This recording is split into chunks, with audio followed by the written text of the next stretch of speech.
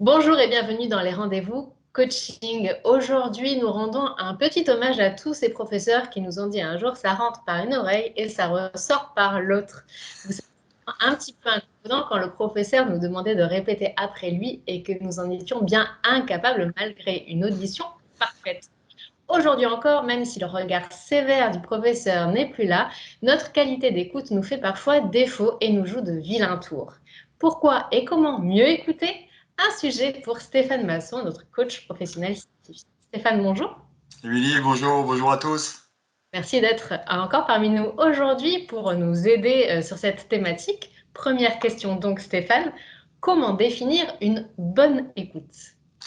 La bonne écoute et le comportement adéquat lors d'un échange verbal en présentiel ou à distance, par téléphone ou en visioconférence par exemple, qui vous permet d'entretenir une relation interpersonnelle de qualité avec un individu, donc un proche, un collègue, un client. L'écoute, comme son nom ne l'indique pas, n'est pas simplement forcer l'oreille pour bien entendre votre interlocuteur, mais déployer une batterie d'outils pour augmenter votre capacité de compréhension, voire d'empathie. Carl Rogers, un éminent psychologue américain, l'a qualifié d'écoute bienveillante. Il est le premier à avoir développé cette approche dans le but initial d'accompagner l'expression des émotions. L'écoute est une compétence et, comme vous le savez, toute compétence Ce travail. se Je vous travaille. écoute, Stéphane. Pourquoi certaines personnes plus que d'autres ont du mal à être à l'écoute? L'écoute au sens profond comme nous l'exposons aujourd'hui, si elle est spontanée chez certaines personnes très empathiques, n'est pas automatique chez tout le monde, ça on en est bien conscient. La vraie écoute demande un effort et nous le savons, combien l'humain n'est pas très copain avec l'effort et une vraie capacité à ne plus penser à soi durant un échange pour se consacrer et se concentrer sur l'autre exclusivement. Alors occupés ou préoccupés par leurs propres soucis, certains sont centrés sur leur personne et s'attachent à parler d'eux ou de leur univers et n'ont que très peu d'intérêt pour les propos et la vie des autres, donc pas d'écoute. Par ailleurs, il y a les individus à l'ego surdimensionné qui invitent à imposer leurs idées, coûte que coûte, sans prendre le temps d'écouter la vie des autres, étant persuadés d'avoir la voix de la vérité, donc encore une fois, pas d'écoute. Entre les deux, entre ces deux points extrêmes, il y a tous les autres. Charge à vous situer dans ce joyeux monde. Pourquoi est-il si important de bien écouter? Nous nous appliquons de plus en plus sur le travail en équipe et par le besoin accru de la communication et des relations interpersonnelles, nous nous sommes rendus compte que dans le cadre de cet échange constructif, qu'il nous fallait immanquablement intégrer la notion d'écoute, à l'écoute de son environnement, à l'écoute des autres. Alors, c'est également valable dans tout type de relations, de la vie de tous les jours, entre amis, en famille, en couple.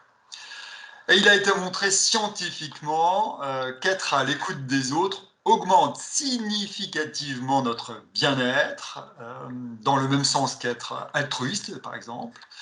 Et si nous allons encore un petit peu plus loin, il a été démontré que les personnes dans la réussite professionnelle étaient plus réceptives que la moyenne. Et autre petite question, peut-on être trop à l'écoute des autres, Stéphane? La question est très bonne et la réponse est oui, car pour certains, c'est très, voire trop gratifiant et commode d'écouter les autres, de rester en retrait et de se dire que notre situation est bien plus enviable. Tout excès n'étant pas recommandé pour les fragiles humains que nous sommes, trop d'écoute pourrait nuire à votre équilibre, car le risque serait de réduire votre relation que à cela, sans plus laisser de place à un échange équitable.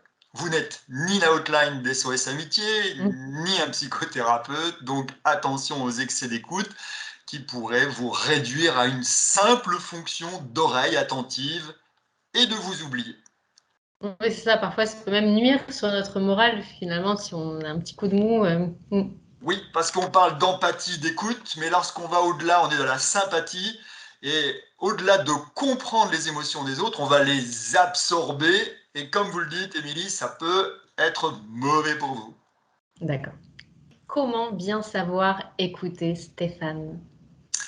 Si elle demande toute votre attention, l'écoute se réalise à différents niveaux sensoriels. Elle est d'abord bien sûr auditive, avec l'appréciation du langage verbal et du paraverbal, qui sont les paramètres du verbal, notamment la voix, le ton, le rythme, le débit, le volume, la respiration éventuellement. L'écoute est ensuite visuelle, par l'observation du langage non verbal, les indices corporels, comprenant le corps et les expressions du visage, ce qu'on appelle les signaux de la communication. Et pour une bonne écoute, il est indiqué aussi d'être conscient du fonctionnement de sa propre communication et de son propre langage verbal. Ça, c'est incontournable. Savoir ce que l'on renvoie à l'autre. Après, il s'agit peut-être de ne pas interrompre votre interlocuteur. Posez les bonnes questions. Ne jugez ni les propos, ni les comportements, ni la personnalité de l'autre. Donnez des signes montrant que vous êtes dans une écoute active. Reformulez ces propos pour montrer que vous comprenez. Respectez les silences. Être authentique peut-être, si c'est possible. Écoutez pour comprendre et non pas pour répondre. Travaillez sur votre empathie et votre bienveillance. Ce n'est pas du luxe. Et n'hésitez pas à vous faire accompagner par un professionnel si vous en ressentez le besoin sur ce type de problématique. Merci beaucoup. C'était très intéressant d'avoir ce mode d'emploi, comme quoi c'est pas si simple, finalement, d'avoir une bonne qualité d'écoute. Encore une fois, c'est un travail, c'est une compétence qui se travaille. Ouais. Merci. Voilà, comme vous le disiez, si justement, Stéphane, si vous jugez que votre qualité d'écoute est insuffisante et que cela nuit à votre compréhension, à vos relations ou encore à vos projets, n'hésitez pas à vous rapprocher d'un coach qui saura vous apporter les outils adéquats. C'est bien cela, Stéphane? Tout à fait, ouais, n'hésitez pas. Ça fait partie du comportement et du savoir-être et de la communication et de la relation interpersonnelle, oui.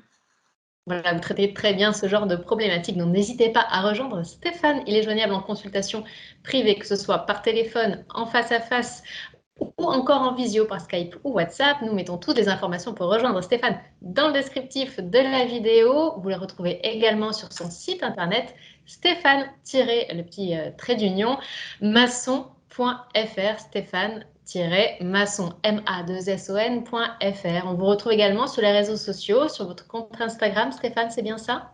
Oui, compte Instagram, stéphane.masson.coach. Voilà, stéphane.maçon.coach pour ne rien perdre de tous vos bons conseils. Stéphane, un grand merci Avec plaisir, Amélie. et on se retrouve très prochainement pour un nouveau sujet. À bientôt! À bientôt, au revoir à tous.